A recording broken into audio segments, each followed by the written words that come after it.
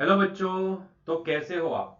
तो मैं चिंतन देसाई आप सबका बहुत बहुत स्वागत करता हूं हमारी ये फिजिक्स चैनल में। तो चलिए आगे बढ़ते हैं।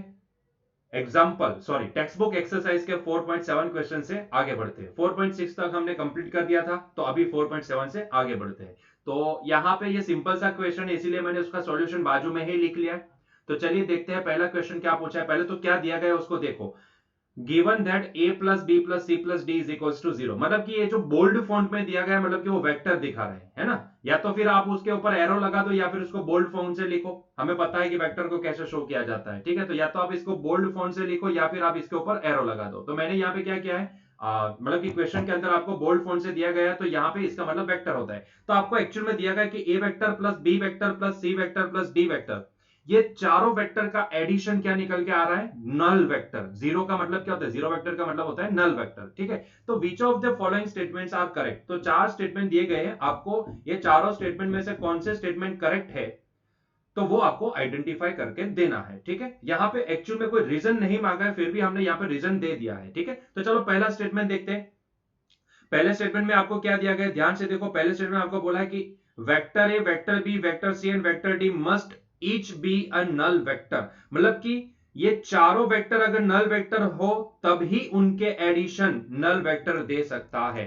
ये बात तो गलत है ना, ये सही नहीं है ये स्टेटमेंट। मतलब कि इनका एडिशन नल वेक्टर लाने के लिए चारों वेक्टर नल वेक्टर होना ये जरूरी नहीं है, क्योंकि हमें पता है कि अगर ए वेक्टर मैंने लिया है और मान लो कि मैं बी वेक्टर लेता हूं माइनस ए वेक्टर के बराबर, तो भी ए वेक्टर प्लस बी वेक्टर ये एडिशन जीरो आ सकता है। उसी तरीके से अगर आप मान लो कि डी वेक्टर जो भी है वो माइनस सी वेक्टर लेते हो, तो सी वेक्टर प्लस डी वेक्टर वो भी जीरो होगा और जीरो वेक्टर जीरो हो जाएगा। तो ऐसे केस में भी आप नल वेक्टर जनरेट कर पाते हो, ठीक है। तो उसके लिए चारों वेक्टर यहाँ पे जीरो होना, नल वेक्टर होना जरूरी नहीं है, इसलिए हमने लिखा है कि no, a vector plus b vector plus c vector plus d vector is equals to zero vector can be obtained in many ways. It is not necessary that all vector must be zero vector, ठीक है। उसके लिए सभी vector zero हो ये जरूरी नहीं है, ठीक है।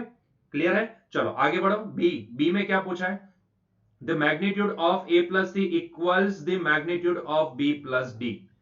Magnitude of A plus C equals magnitude of B plus D, मतलब कि ये आपको ये बोलना चाहते हैं कि A vector plus C vector plus A vector plus B vector plus C vector plus D vector is equal to, आपको जीरो वेक्टर दिया गया है।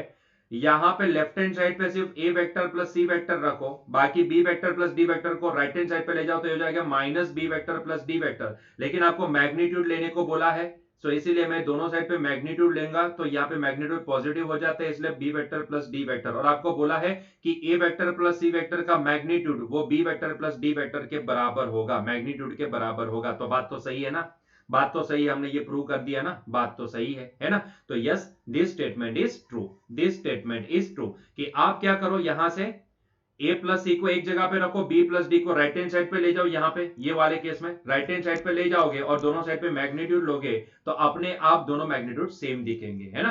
वेक्टर एडिशन सेम नहीं, लेकिन क्योंकि वेक्टर एडिशन में ये माइनस आएगा, है ना। लेकिन मैग्नीट्यूड जैसे लोगे दोनों साइड पे तो वो पॉजिटिव हो जाएगा, है ना। मैग्नीट्यूड तो हमेशा पॉजिटिव होता है, इसीलिए ये स्टेटमेंट ट्रू है। क्लियर है। चलो C, the magnitude of A can never be greater than the sum of the magnitude of B C D. देखो आइडियली क्या होगा, ये वाले केस में आपको बोला है कि A vector plus B vector plus C vector plus D vector is equals to null vector. आप एक काम करो, बी सी डी को राइट हैंड साइड पे ले जाओ, ए वेक्टर को लेफ्ट हैंड साइड पे रहने दो, तो ये हो जाएगा minus B vector plus C vector plus D vector. दोनों साइड पे अगर आप मैग्नीट्यूड लेते हो तो ये हो जाएगा magnitude of A is equals to magnitude of B vector plus C vector plus D vector. तो आप खुद ही समझ सकते हो कि ए का मैग्नीट्यूड ये B C and D vector के एडिशन के मैग्नीट्यूड के बराबर हो सकता है, ग्रेटर देन नहीं हो सकता है ना। तो बात तो सही है ना, मतलब कि ये वाला स्टेटमेंट भी ट्रू है, ये वाला स्टेटमेंट भी ट्रू है। क्लियर हुआ ये पॉइंट, ठीक है। तो जी हाँ, ये स्टेटमेंट सी भी ट्रू है, तो हमने यहां पे आंसर में लिख दिया है, जी हाँ, दिस स्टेटमेंट इज ट्रू, ठीक है, स्टेटमेंट इज ट्रू। क्लियर है। चलो D, B plus C must lie in the plane of A and D if A and D are not collinear and in the line of A and D if they are collinear. मतलब कि ये ऐसा बोलना चाहते हैं कि अगर आपको चारों का एडिशन चारों का एडिशन, ध्यान से सुनना, चारों का एडिशन मतलब कि कैसे, यहां पे b प्लस सी को अलग कर दिया, इन्होंने b प्लस सी को एक वेक्टर मान लिया है, तो एक्चुअल में आपको यहां पे 3 वेक्टर दिए गए हैं। तो आपको ये बोल रहा है, ये स्टेटमेंट ये बोलना चाहता है कि अगर आपको एक वेक्टर, आपको a वेक्टर दिया गया है, b प्लस सी वेक्टर उसको एक ही वेक्टर मान के चलो, और d वेक्टर एक अलग वेक्टर है, मतलब कि टोटल आपको 3 वेक्टर दिए गए, तो ये 3 वेक्टर का एडिशन नल वेक्टर लाना है, तो उसके लिए तीनों वेक्टर एक ही प्लेन में होने चाहिए।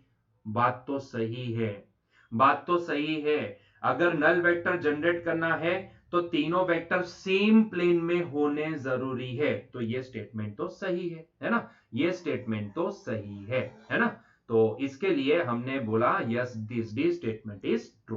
ठीक है, D statement is true. Addition of A vector b plus c vector and d vector can only be zero when a vector, b plus c vector and d vector are in the same plane and also a and d are not collinear। बात तो सही है, पूरा statement सही है। ठीक है, clear है। चलिए तो आगे बढ़ते हैं, इसका सॉल्यूशन हमने बाजू में ही दे दिया था तो हमें लिखना नहीं पड़ा। चलो आगे बढ़ते हैं क्वेश्चन नंबर 4.8 की ओर। देखो बच्चों क्या दिया गया है 4.8 में, 3 girls skating on a circular ice ground of a radius 200 metre. मतलब कि एक सर्कुलर ग्राउंड है जिसकी रेडियस 200 मीटर है, ऐसे ग्राउंड के ऊपर 3 लड़कियां हैं जो यहाँ पे स्केटिंग कर रही है। बहुत ही बढ़िया, चलो स्केट कर रही है, बहुत ही बढ़िया। चलो आगे बढ़ो, क्या पूछा है और क्या बोला है।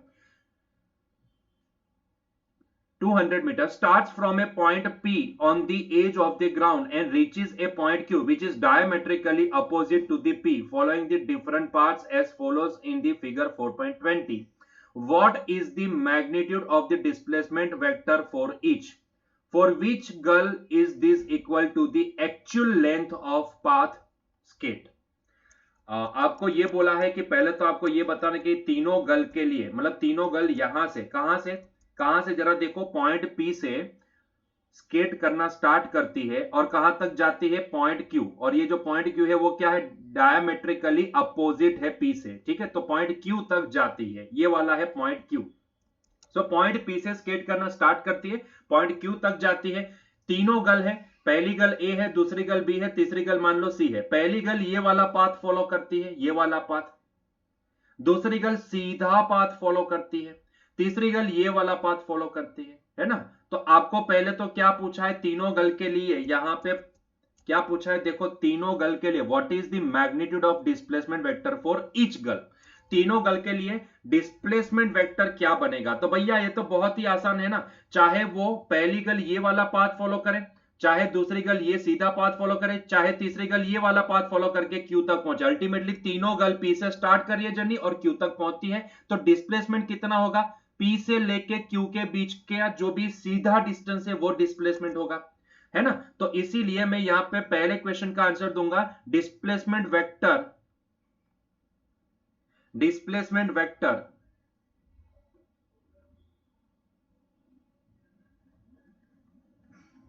फॉर ईच गर्ल, चाहे वो ए हो, बी हो या सी हो, तीनों के लिए पी से स्टार्ट करती है, क्यू तक पहुंचती है। तो डिस्प्लेसमेंट वेक्टर क्या होगा, पी से क्यू का जो डिस्प्लेसमेंट है वही होगा, है ना।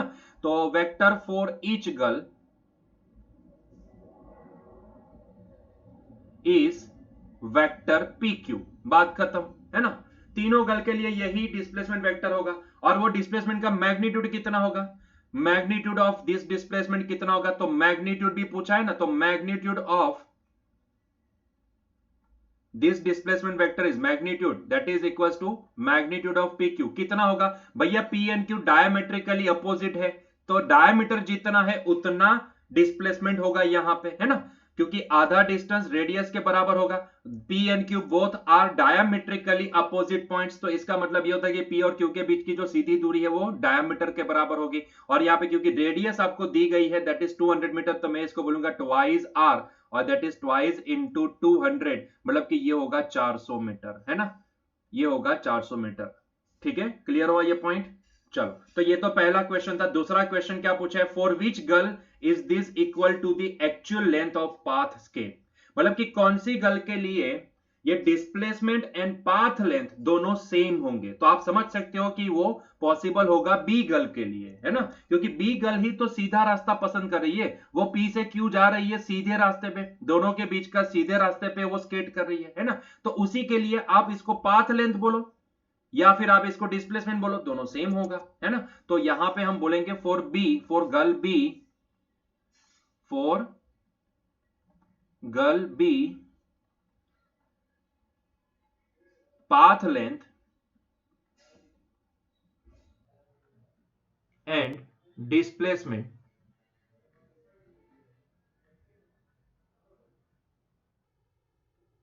are same,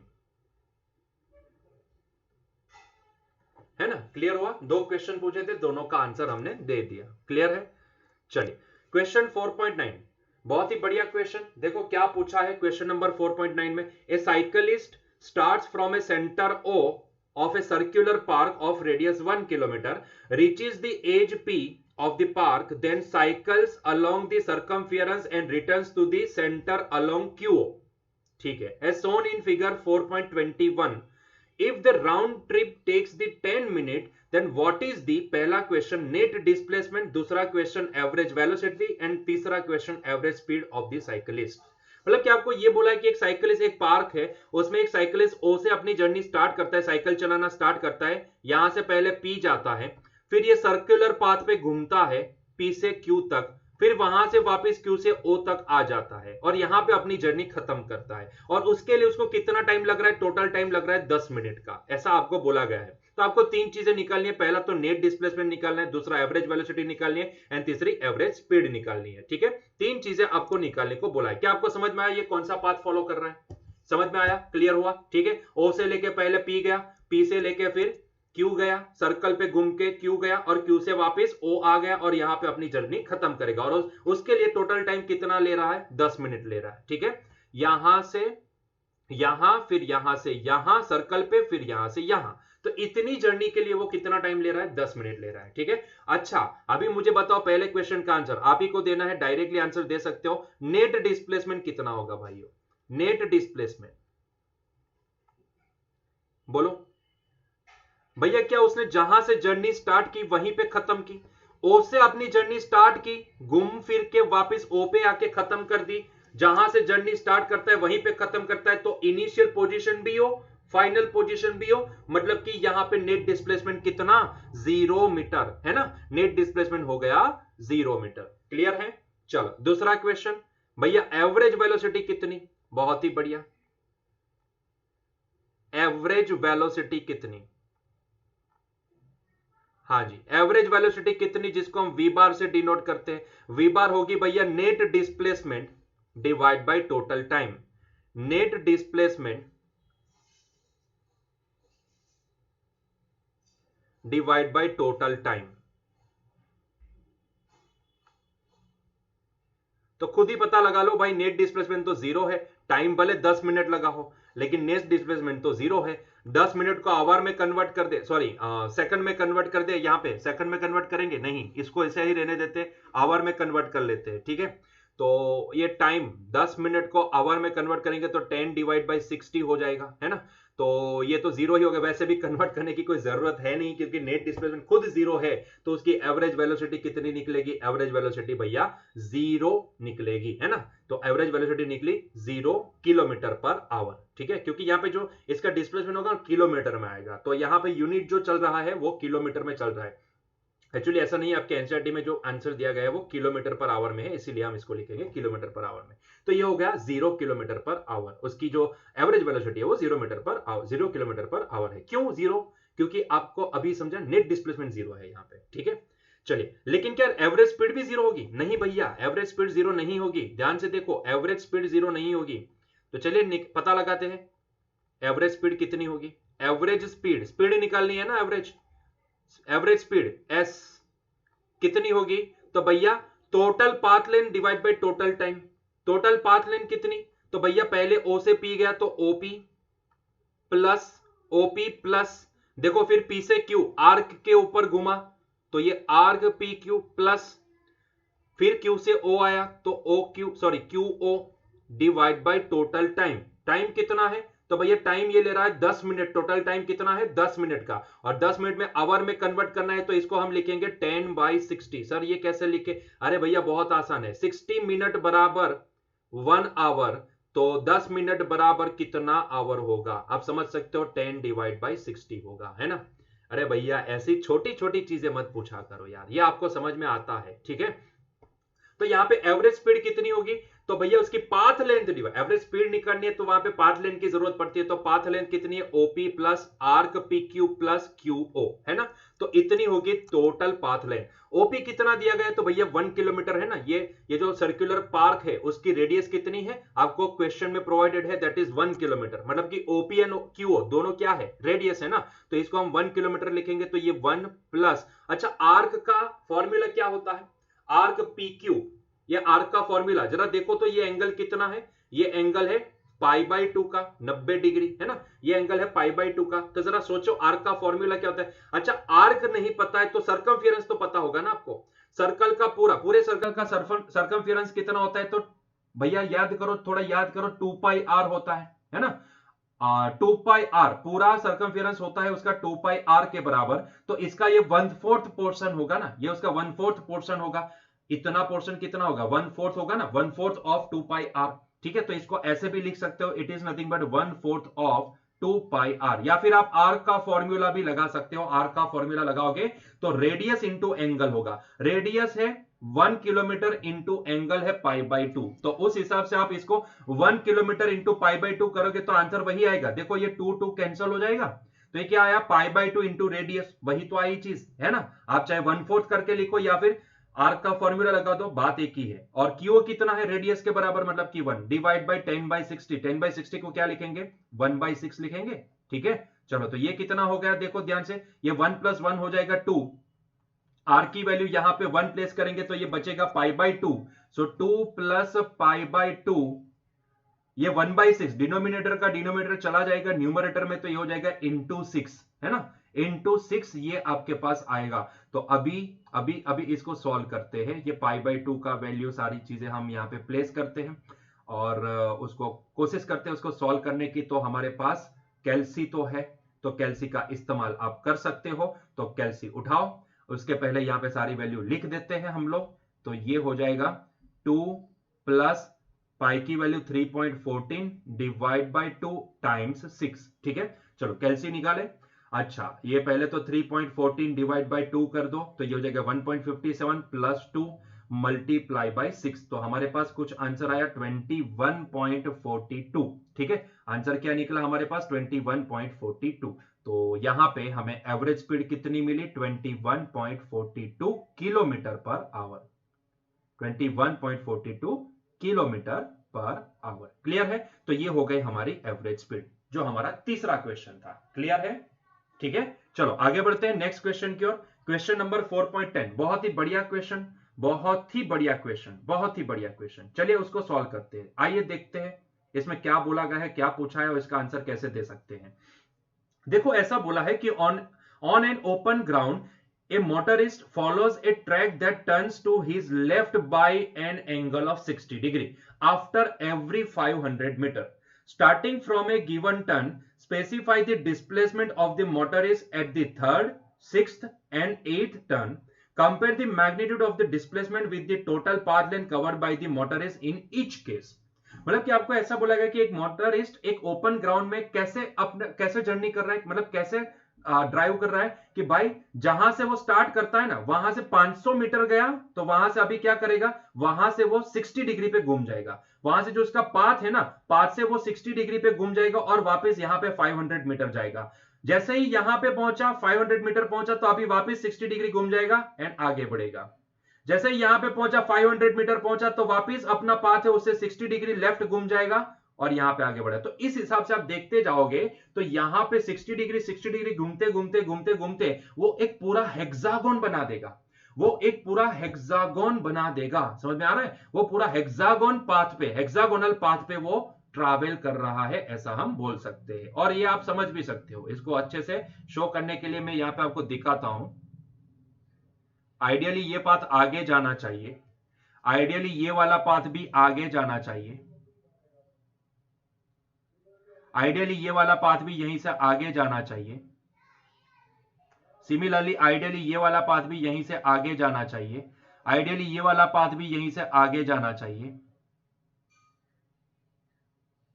आइडियली ये वाला पाथ भी यहीं से आगे जाना चाहिए, है ना। लेकिन ये भाई साहब क्या कर रहे हैं, ये भाई साहब ऐसे मूव हो रहे हैं कि भाई जैसे 500 मीटर गए, मान लो कि उन्होंने जर्नी स्टार्ट की ये वाले पॉइंट से, ए से जर्नी स्टार्ट की, तो सीधे बड़े 500 मीटर, ये है 500 मीटर का पाथ, ठीक है, सीधा पाथ, सीधा पाथ 500। अभी सीधा पाथ जाता है ये वाली डायरेक्शन, आप समझ सकते हो, ये वाली डायरेक्शन सीधा जाता है, लेकिन क्या हुआ आफ्टर 500 मीटर, आफ्टर 500 मीटर वो भाई साहब लेफ्ट साइड पे 60 डिग्री घूम जाते हैं। मतलब कि ये एंगल कितना बनेगा, 60 डिग्री, है ना। जैसे 500 मीटर खत्म हुआ, ये वाले पॉइंट पे 500 मीटर खत्म हुआ, तो वो अभी 60 डिग्री घूम गए लेफ्ट साइड पे और ये वाले पाथ पे आगे बढ़े। फिर वापस आगे बढ़े, जैसे 500 मीटर खत्म हुआ तो वापस 60 डिग्री पे लेफ्ट साइड पे घूम गए, तो अभी ये वाली डायरेक्शन में आगे बढ़े। जैसे ही ये वाले पाथ पे 500 मीटर आगे बढ़े, जैसे ही 500 मीटर कंप्लीट हो गया, वैसे again 60 degree left hand side पे घूम गए और ये वाले पाथ पे आगे बढ़े, है ना। और जैसे ही ये वाले पाथ पे आगे बढ़ रहे थे, जैसे वो आगे बढ़े आगे बढ़े आगे बढ़े, जैसे 500 मीटर खत्म हुआ, वैसे ही अभी वापस लेफ्ट साइड पे 60 डिग्री घूम गए और ये वाले पाथ पे आगे बढ़े, है ना। इस तरह से कंप्लीट करते करते करते करते ये भी 60 कंप्लीट करते करते वापस कहां आ जाएंगे, ए पॉइंट पे आ जाएंगे, है ना, जहां से स्टार्ट किए थे वहीं पे आ जाएंगे। क्लियर हुआ ये पॉइंट, ठीक है। तो इस तरह से आप देखने जाओगे 60 डिग्री 60 डिग्री 60 डिग्री को देखते जाओगे, तो आपको समझ में आ जाएगा कि वो भाई साहब ना एक्चुअल में हेक्सागोनल पाथ पे ट्रैवल कर रहे हैं। क्लियर हुआ ये पॉइंट, हेक्सागोनल पाथ बनेगा, क्लियर है, उनका जो मोशन का पाथ है वो हेक्सागोनल बनेगा। इतना पॉइंट क्लियर हुआ। और ये जो सारे टर्न है ना, जहां से वो टर्न ले रहे हैं, वो सारे पॉइंट को भी हम नाम दे देते हैं। तो ये ए से जर्नी स्टार्ट किए, बी से पहला टर्न लिया, सी से दूसरा टर्न लिया, डी वाले पॉइंट से तीसरा टर्न ले लिया, ई वाले पॉइंट से मान लो कि उन्होंने फोर्थ टर्न ले लिया, एफ वाले पॉइंट से उन्होंने फिफ्थ टर्न लिया और वापस आ गए ए के पास, ठीक है। क्लियर है। तो इस तरह से हमने नामकरण भी कर दिया।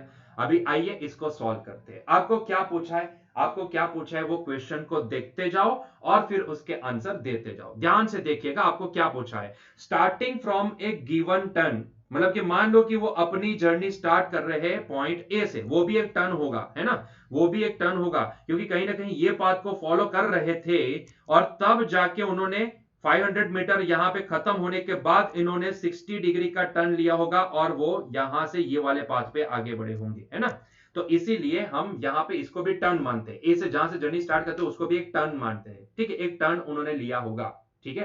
तो यहां से ए से अपनी जर्नी स्टार्ट करते हैं, बहुत ही बढ़िया। तो वहां से देखते जाओ, specify the displacement of the motorist at the third, sixth and 8 ton and compare the magnitude of the displacement with that total path length covered by the motorist in each case।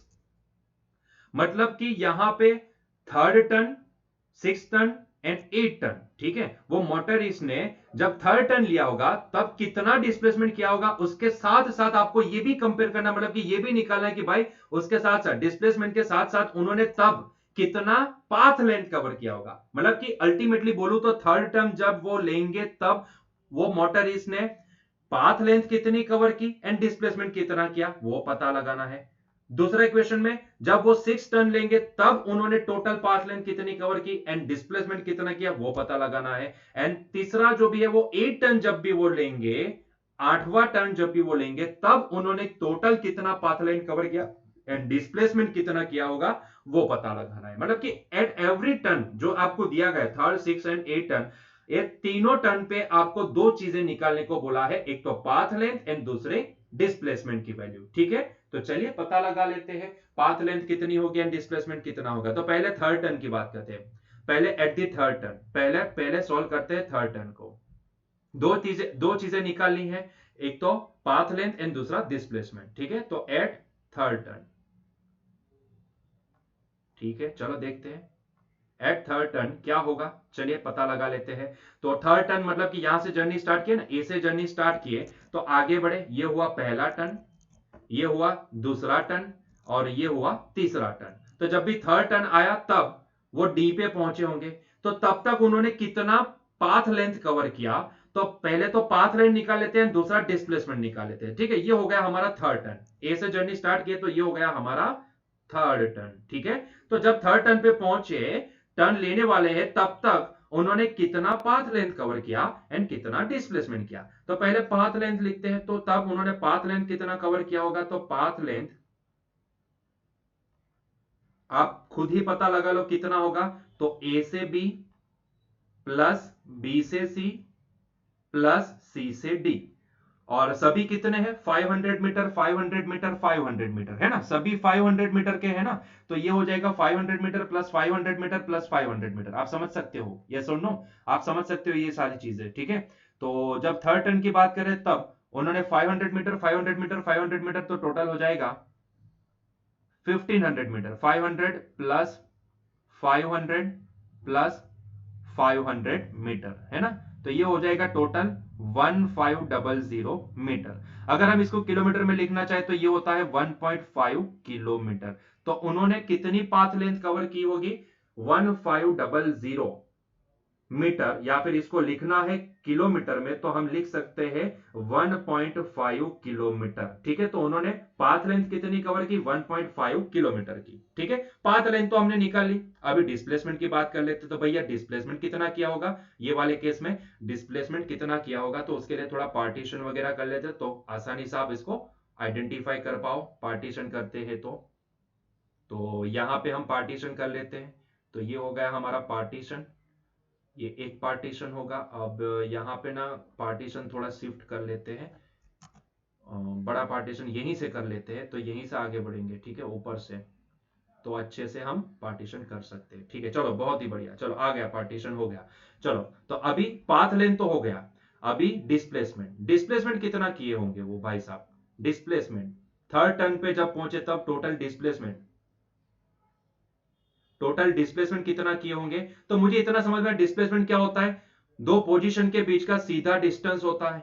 तो भैया मैं ये बोल सकता हूं कि जब D पे पहुंचे, ऐसे जर्नी स्टार्ट किया, डी पे पहुंचे, तब एक्चुअल में उन्होंने डिस्प्लेसमेंट किया होगा एडी के बराबर, है कि नहीं, एडी के बराबर डिस्प्लेसमेंट किया होगा ना उन्होंने, एडी के बराबर डिस्प्लेसमेंट किया होगा। तो मैं यहाँ पे डिस्प्लेसमेंट लिख सकता हूँ, डिस्प्लेसमेंट कितना हुआ होगा एडी के बराबर। अभी यार क्वेश्चन ये निकल के आता है कि भैया ये एडी लेंथ कितनी होगी, ये एडी लेंथ कितनी होगी, भाई क्वेश्चन तो यही आता है ना, पहला पहला दिमाग में यही आता है कि भैया ये एडी लेंथ कितनी होगी।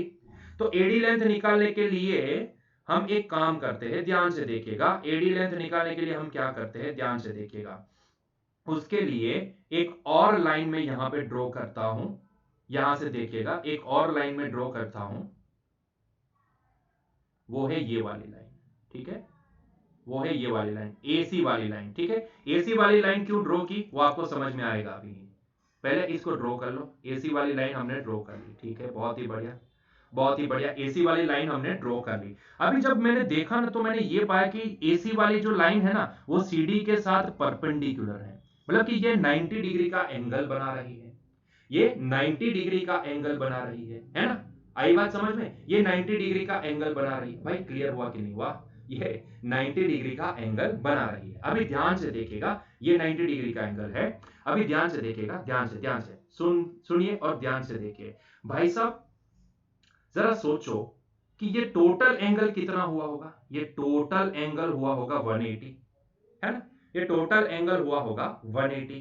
तो इसका मतलब ये है कि 180 में से अगर इतना एंगल 60 है, तो ये जो बाकी का एंगल है वो कितना हुआ होगा, बाकी का एंगल हुआ होगा 120 का। अगर ये बाकी का एंगल 120, मुझे इतना तो समझ में आता है, ध्यान से समझिएगा, मुझे इतना तो समझ में आता है, मुझे इतना तो समझ में आता है कि जितना एंगल ये है ना, इतना एंगल ये होगा, दोनों इक्वल है ना, देखो ना ये एडी लाइन ना, ये पूरे हेक्सागोनल के दो इक्वल पार्ट बना रही है, एक ये पार्ट और एक ये पार्ट, दोनों इक्वल पार्ट में डिवाइड कर रही है ना। तो इसका मतलब ये होता है कि अगर मान लो कि ये एंगल अगर टोटल 180 है, उसमें से अगर इतना 60 है, तो इतना कितना हुआ होगा 120। तो इसका मतलब ये होता है कि इतना कितना एंड इतना कितना, तो 60 ये भी 60 एंड ये भी 60 हुआ होगा, है ना, तभी तो टोटल 180 हो गए, और इक्वल पार्ट में तो ये एंगल भी इक्वल डिवाइड हो गए, इक्वली डिवाइड हो गए, तो ये भी 60 ये भी 60, दोनों 60। अगर मुझे ये एंगल पता चल गया ना, ये 60 डिग्री, तो ध्यान से सुनिएगा, क्योंकि मुझे सीडी पता है, सीडी कितना है 500 मीटर। भैया वो हर एक CD DE EF FA AB BC वो सारे 500 मीटर है भाई साहब, 500 मीटर से ही 60 डिग्री का टर्न ले लेते हैं। तो सारी बाजू जो भी है ना यहाँ पे हेक्सागोन की, वो सारी 500 मीटर की। तो भैया मुझे सीडी पता है और मुझे ये एडी निकालना है, और फॉर्चुनेटली यहां पे ट्राइंगल एडीसी को देखोगे तो आपको समझ में आ जाएगा कि ये जो एडी है ना वो क्या है, हाइपो है। एडी क्या है, हाइपो है। तो भाई 60 डिग्री पता है, सीडी पता है, तो कॉस अप्लाई कर सकते हैं हम लोग, यहां पे कॉस अप्लाई कर सकते हैं, ध्यान से देखिएगा।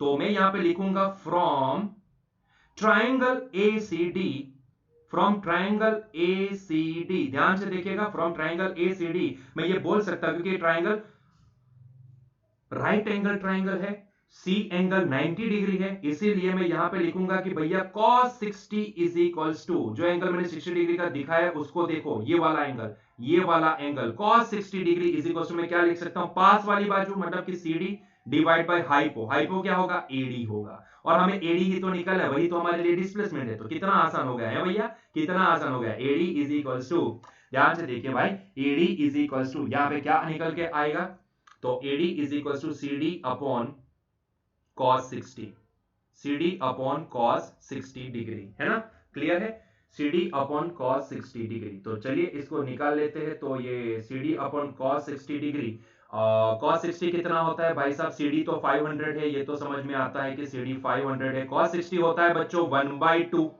cos 60 होता है 1/2, तो इसका मतलब ये होता है कि यहाँ पे जो डिस्प्लेसमेंट हमें पूछा है, डिस्प्लेसमेंट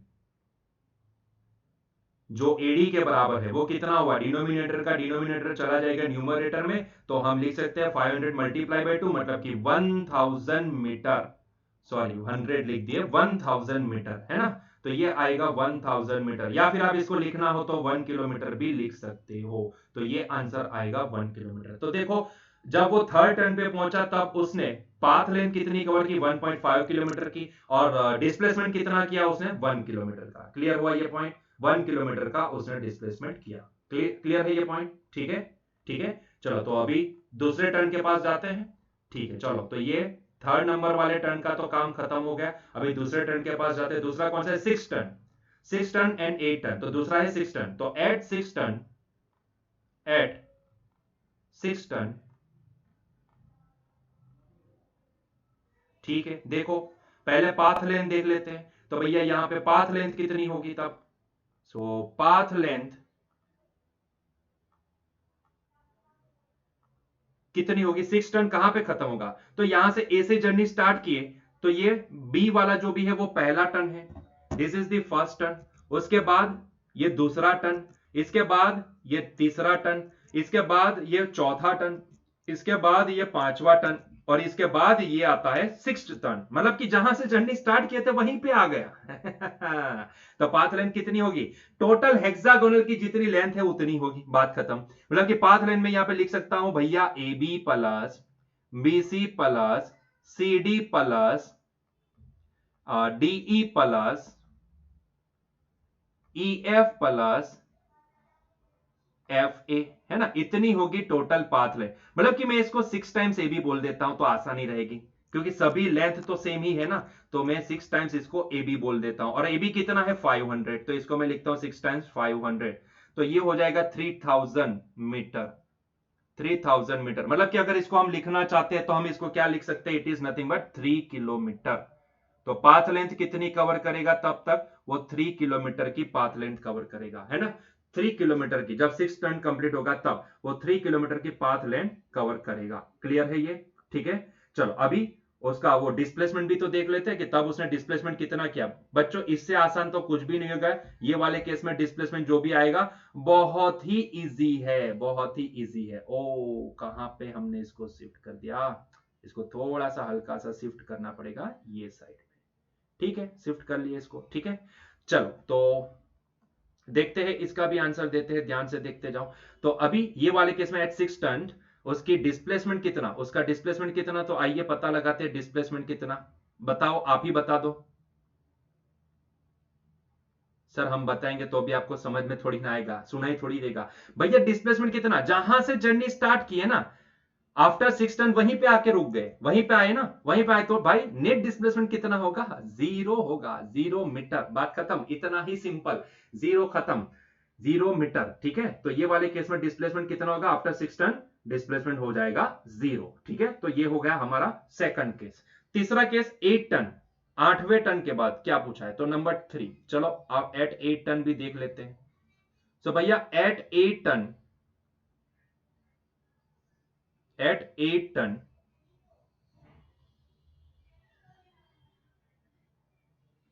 ठीक है, तो पहले तो पाथ लेंथ देख लेते हैं, पाथ लेंथ कितनी।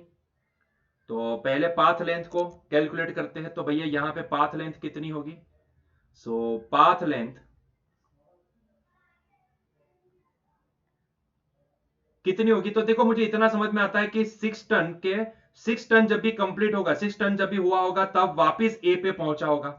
उसके बाद आगे बढ़ा तो वापिस ये 7 हुआ और ये 8 हुआ, मतलब कि टोटल जो 6 टन पे हमें मिली थी ना 3 किलोमीटर प्लस और कितना 500 प्लस 500 है ना। तो मैं इसको लिखूंगा 3000 प्लस 500 प्लस 500, तो टोटल मिला के होता है ये 4000 किलोमीटर, सॉरी 4000 मीटर, मतलब कि ये हो जाएगा 4 किलोमीटर। आई बात समझ में कैसे मैंने लिखा इसको, आप समझ सकते हो, खुद भी देख सकते हो कि 6 टन कंप्लीट करेगा तब वापस वहीं पे पहुंचेगा, यहां से वापस यहीं पे पहुंचा और तब तक उसने कितना पाथ लेंथ कवर की, 3 किलोमीटर की। आफ्टर 8 टन बोला ना, एट दी 8 टन मतलब कि और 1 टन एंड और 1 टन, 6 के बाद 7 एंड 8, तो वो कहां पे पहुंचा होगा, सी पे पहुंचा होगा, है ना, वो सी के ऊपर पहुंचा होगा। तो भैया सी पे ऊपर पहुंचा होगा तो पाथ लेंथ और एक्स्ट्रा कितनी ऐड करनी पड़ेगी, टोटल ए से ए तक 3000 मीटर प्लस 500 प्लस 500, इसलिए ये हो जाएगा 4 किलोमीटर।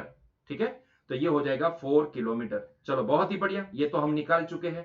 तो इसमें और आगे बढ़ के वो भी निकाल लेते हैं, क्या निकालना का उसका डिस्प्लेसमेंट। तो भैया डिस्प्लेसमेंट कितना किया होगा, डिस्प्लेसमेंट की बात करें तो डिस्प्लेसमेंट कितना किया होगा तब, सो डिस्प्लेसमेंट,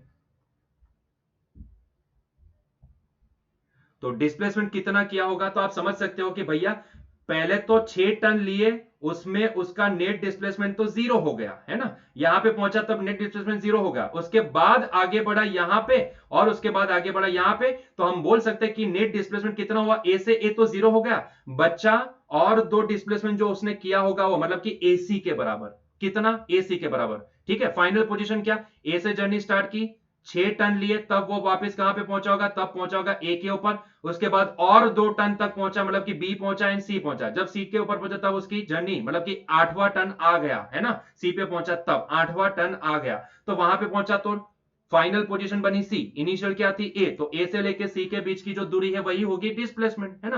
तो डिस्प्लेसमेंट कितना, ए और सी, फाइनल पोजीशन और इनिशियल पोजीशन के बीच की दूरी वही होता है डिस्प्लेसमेंट, मतलब कि हमें यहाँ पे एसी निकालना है। एसी निकाल लेते हो तो आपके लिए चीजें आसान हो जाएगी, मतलब सीधा आंसर आप लिख पाओगे। अभी क्वेश्चन ये है कि ये एसी निकाले कैसे, सर स्क्रू है ना उसको लूज करो और उसको उठा लो तो एसी अपने आप बाहर निकल, अरे भाई वो वाले एसी की बात नहीं करें, यहां पे एसी की बात करें तो एसी कितना होगा।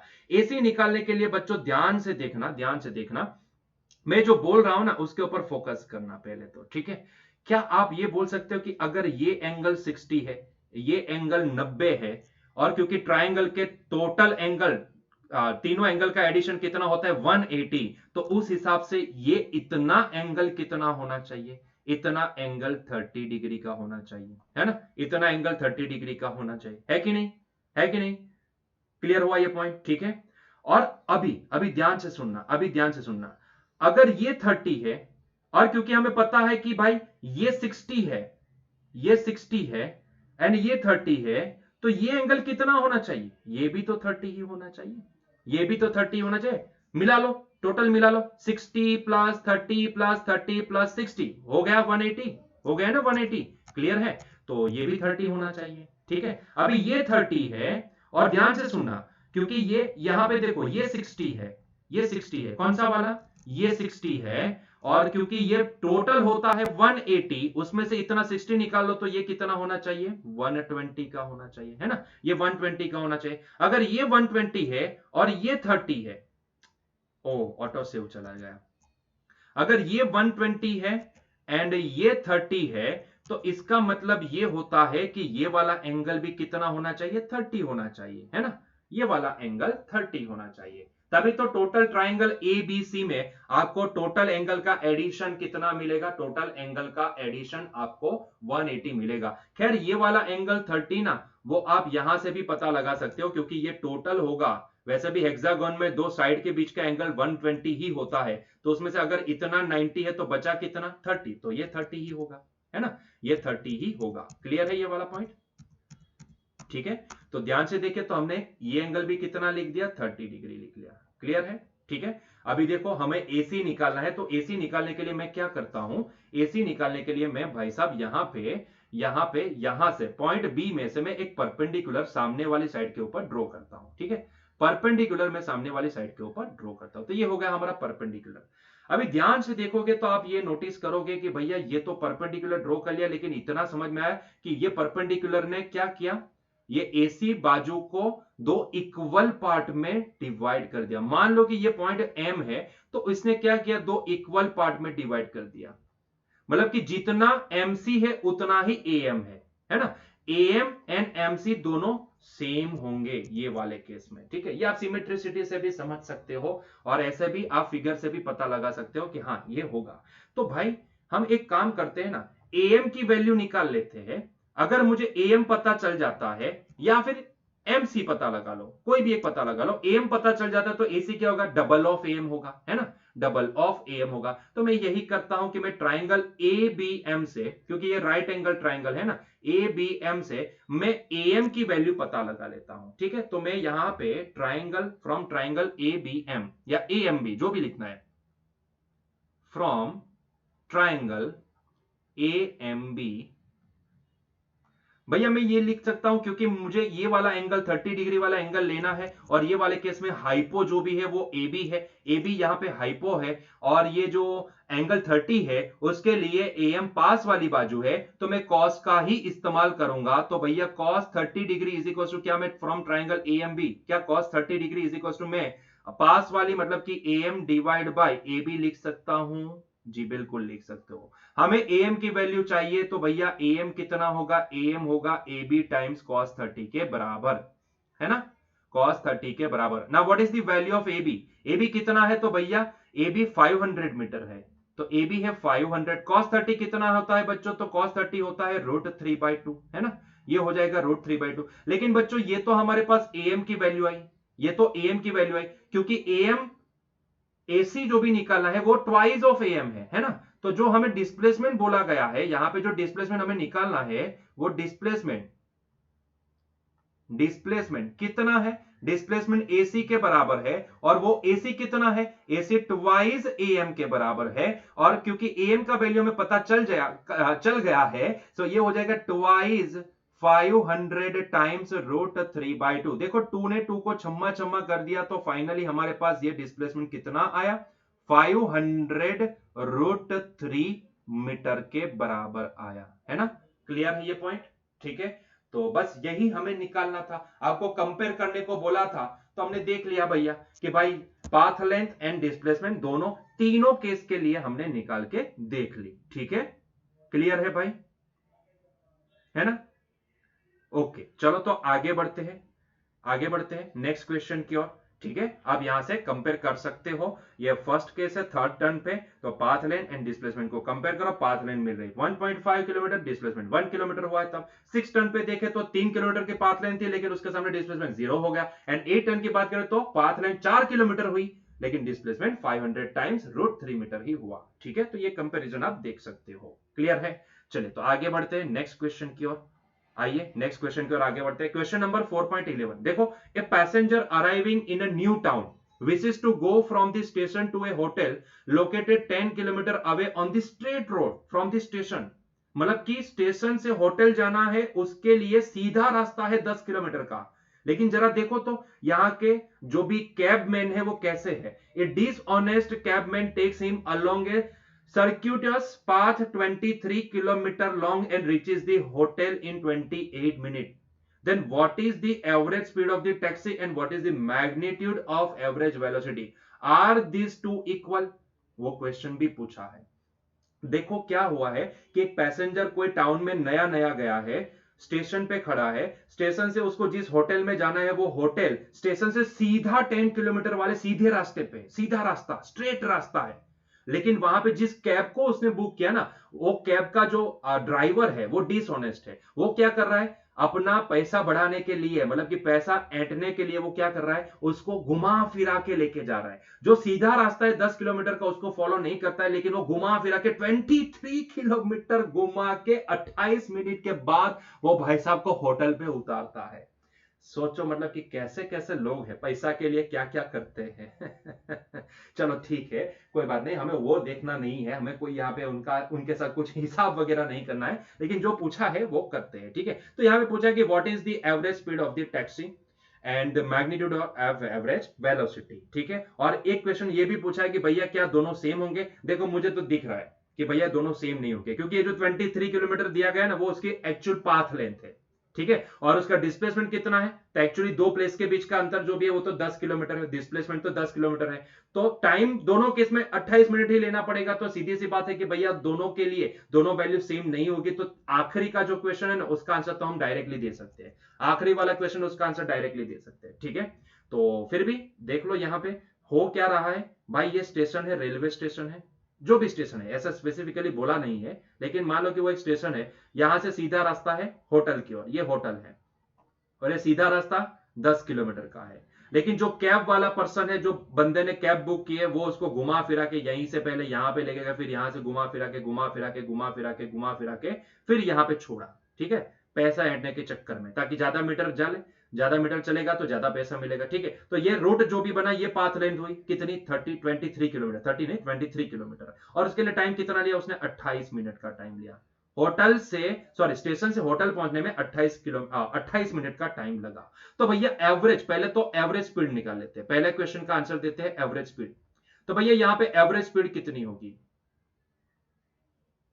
एवरेज स्पीड, अगर मुझे यहां पे एवरेज स्पीड निकालनी है तो एवरेज स्पीड कितनी होगी, तो हमें पता है total path length, total path length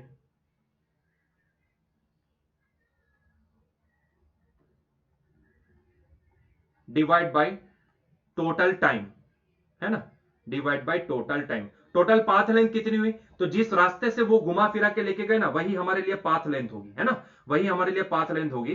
तो वो होगी 23 किलोमीटर डिवाइड बाय, क्योंकि इसका सारी चीजें किलोमीटर में चल रही है, तो हम इसका आंसर भी किलोमीटर पर आवर में ही लेके आएंगे। तो उसके लिए लगा टाइम 28 मिनट का, लेकिन हमें उसको किलोमीटर पर आवर में कन्वर्ट करना है, इसलिए मैं 28 को डिवाइड कर दूंगा 60 से, तो ये आवर में कन्वर्ट हो गया, है ना। तो ये सारी वैल्यू कितनी आएगी आप देख सकते हो, ये सारी वैल्यू आएगी 23 मल्टीप्लाई बाई 60 डिवाइड बाई 28। एक सेकंड, हम इसको कैलसी में सॉल्व करते हैं और देखते हैं कि आंसर हमें क्या मिल रहा है। ठीक है, तो इसके लिए मैं क्या करता हूं, 23 मल्टीप्लाई बाई 60 डिवाइड बाई ये होगा 28, तो हमें कुछ आंसर मिला 49.28, 49.28। ठीक है, सो ये 49 कुछ पीछे डिजिट है क्या, 2857 है, तो एक काम करते हैं 29 लिख सकते हैं, या फिर पीछे के डिजिट, ओके 2857 लिख देते हैं, चलेगा।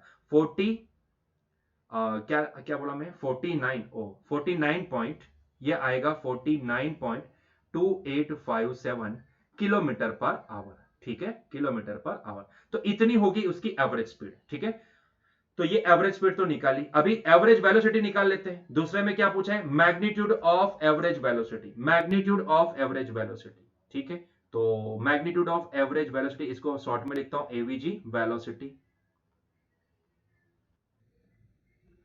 जिसको हम वी बार से डिनोट करते हैं, वेक्टर नहीं, वी बार से डिनोट करते हैं। वो क्या होता है, total displacement, total displacement upon time. So ये डिस्प्लेसमेंट अपॉन टाइम।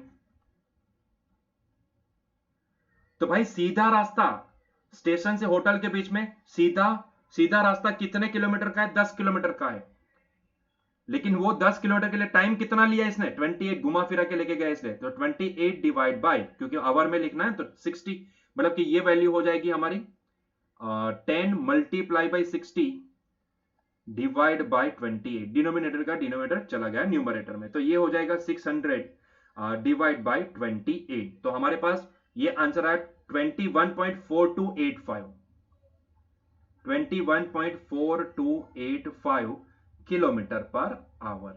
ठीक है, तो आप समझ सकते हो कि ये एवरेज वेलोसिटी इतनी आई, एवरेज स्पीड इतनी आई, तो आप समझ सकते हो कि भाई यहां पे दोनों सेम नहीं होगी। तो आखिरी जो क्वेश्चन है इसका आंसर, जो सी क्वेश्चन आप इसको बोल सकते हो, तो इसका आंसर हियर एवरेज स्पीड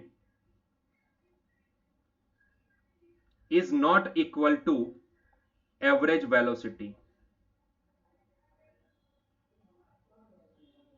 ठीक है, ये क्लियरली दिख रहा है आपको? ठीक है, क्लियर है? चलो आगे बढ़ते हैं नेक्स्ट क्वेश्चन की ओर। 4.12 क्वेश्चन हमारे लिए आज का आखिरी क्वेश्चन होगा। चलिए सॉल्व करते हैं क्या पूछा है। ऐसा क्वेश्चन हम आगे देख चुके थे। सेम क्वेश्चन यहाँ पे इस तरह का सेम क्वेश्चन आपको दिया गया है। Rain is falling vertically with a speed of 30 metre per second. A woman rides a bicycle with a speed of 10 metre per second in the north to south direction।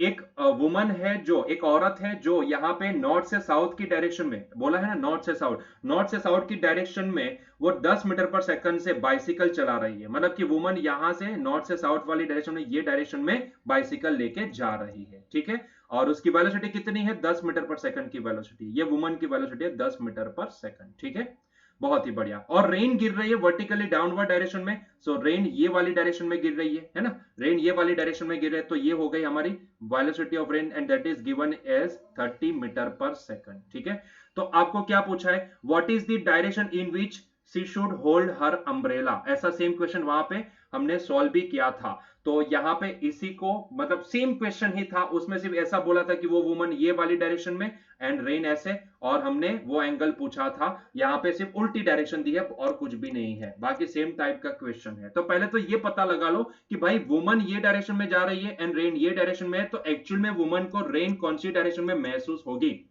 है ना। Velocity of rain observed by woman क्या होगी? ठीक है, velocity पूरी नहीं निकालनी है, लेकिन एटलीस्ट हमें ये तो पता लगा कि वो कौन सी डायरेक्शन में आएगी, क्योंकि वुमन को उसे बचने के लिए उसके अपोजिट डायरेक्शन में छाता खोलना पड़ेगा, तभी तो वो बच पाएगी, है ना। हमें पता है ये सारी चीजें। तो इसके लिए पहले तो हम ये निकाल लेते हैं कि velocity of rain observed by woman क्या होगी। Velocity of rain observed by woman is nothing but equal to velocity of rain observed by ground minus velocity of woman observed by ground. ये रिलेटिव मोशन का सीधा formula apply किए। अच्छा, velocity of rain observed by ground कितनी है भैया? 30, लेकिन negative Y direction में ना, तो उसको हम वेक्टर के फॉर्म में क्या लिखते हैं? -30 जे कैप लिखेंगे ना, है ना। और velocity of woman observed by ground वो 10 मीटर पर सेकंड, लेकिन वो कौन सी डायरेक्शन में? पॉजिटिव एक्स डायरेक्शन में, तो इसको हम लिखेंगे 10 आई कैप। तो अगर मैं इसको लिखना चाहूं तो मैं इसको ऐसे लिख सकता हूं -10 आई कैप -30 जे कैप। इसको अगर कोऑर्डिनेट सिस्टम से देखो तो एक्स कोऑर्डिनेट भी नेगेटिव, वाई कोऑर्डिनेट भी नेगेटिव, तो भैया ये तो थर्ड क्वाड्रेंट होना चाहिए, है ना। मतलब कि यहां पे हमने ड्रॉ किया है, आप देख सकते हो कि एक्चुअल में वो वुमन को रेन कौन सी डायरेक्शन में गिरती नजर आएगी? ये डायरेक्शन में गिरती, थर्ड क्वाड्रेंट में नजर आएगी, है ना। इसको थर्ड क्वाड्रेंट में रेन गिरती नजर आएगी, ये थर्ड क्वाड्रेंट में दिखेगी। क्लियर हुआ ये पॉइंट? थर्ड क्वाड्रेंट में मान लो कि वो थर्ड क्वाड्रेंट में दिख रही है और वो at the angle y axis से कौन से एंगल पे है? अल्फा एंगल पे है। कौन से एंगल पे है? अल्फा एंगल पे, है ना। तो सीधी सी बात है, y एक्सिस से अल्फा एंगल पे है, तो ये अल्फा पता कर लेते हैं। ठीक है, वही अल्फा होगा ये वाली डायरेक्शन में भी, है ना, और सेम एंगल पे उसको होल्ड करना पड़ेगा, है ना। तो उसको रेन ये डायरेक्शन में दिख रहे हैं, तो उसको अम्ब्रेला ये डायरेक्शन में, उसके अपोजिट मतलब कि ये डायरेक्शन में उसको अम्ब्रेला होल्ड करना पड़ेगा, है ना। ये डायरेक्शन में अम्ब्रेला होल्ड करना, तो ये एंगल भी क्या होगा? Alpha. From positive Y axis उसको towards the south direction alpha angle पे ही अम्ब्रेला होल्ड करना पड़ेगा। तो यहाँ पे अल्फा पता लगा लेते हैं। तो अल्फा कैसे पता लगेगा? बहुत ही आसान है भाई साहब, ये वाली बाजू जो भी है वो वी आर है ना। और ये जो वी डब्ल्यू ना, वी डब्ल्यू वुमन की जो वेलोसिटी है उसका अपोजिट वाला माइनस वी डब्ल्यू का कंपोनेंट है, उसका प्रोजेक्शन ले लो, तो ये भी कितना होगा? वी डब्ल्यू ही होगा ना, ये भी वी डब्ल्यू होगा अगर सिर्फ मैग्नीट्यूड देखते हैं तो। ठीक है, तो ये भी वी डब्ल्यू होगा, तो आप आसानी से यहाँ पे 10 लगा दो। So 10 alpha is equal to क्या हो जाएगा? V W divide by V पास वाली मतलब कि वी आर। ये हो गई सामने वाली और ये हो गई पास वाली, है ना, अल्फा के लिए। तो सामने वाली वी डब्ल्यू, पास वाली वी आर। तो वी डब्ल्यू कितना है यहाँ पे? हमें सिर्फ मैग्नीट्यूड ही पता करना है, इसलिए हम सिर्फ मैग्नीट्यूड लिखेंगे। तो वी डब्ल्यू है हमारे पास कितना? 10 एंड वी आर कितना है? 30। मतलब कि ये आंसर निकलेगा 1/3। और क्योंकि हमें तो अल्फा निकालना है ना, ये तो टेन अल्फा की वैल्यू आई, हमें निकालना है अल्फा, तो अल्फा क्या हो जाएगा बच्चों, तो अल्फा हो जाएगा टेन इनवर्स 1/3, है ना। और ये टेन इनवर्स 1/3 अप्रोक्सीमेटली 18 डिग्री के आसपास, 18 डिग्री मिनट में लिखना है तो 26 मिनट भी लिख सकते हो, 18 डिग्री 26 मिनट के आसपास आएगा, ठीक है। तो इतना अल्फा आएगा, मतलब कि अगर ये अल्फा इतना है तो ये वाला भी क्या होगा, अल्फा ही होगा, सामने वाला एंगल है इसलिए। तो इसका आंसर हम कैसे लिखेंगे, the woman should hold the umbrella at this angle with rain towards the south direction, है ना। इसका आंसर हम कैसे लिखेंगे, इसका आंसर हम ऐसे लिखेंगे,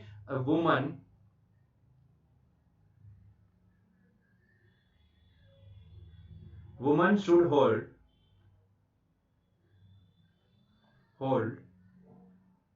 अम्ब्रेला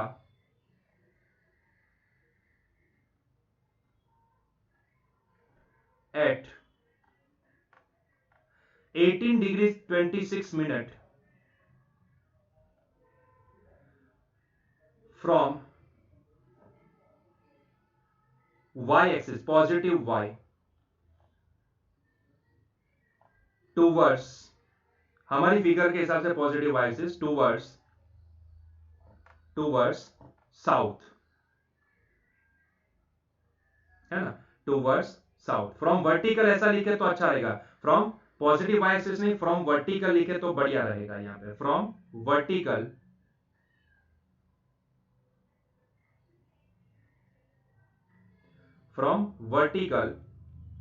टूवर्ड्स साउथ, ठीक है। मतलब कि उसको, ये वर्टिकल है तो ये वर्टिकल से उसको कितना डिग्री, 18 डिग्री 26 मिनट साउथ की डायरेक्शन में उसको अम्ब्रेला होल्ड करना पड़ेगा, ठीक है। ये हो गया हमारा आंसर जो हमें पूछा गया था। क्लियर है ये पॉइंट, ठीक है।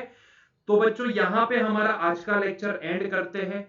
उम्मीद करते हैं कि आपको लेक्चर पसंद आया होगा, अगर पसंद आया तो प्लीज लाइक कर दो, चैनल को सब्सक्राइब कर दो। तो मिलते हैं नेक्स्ट लेक्चर में, till that enjoy your day, bye.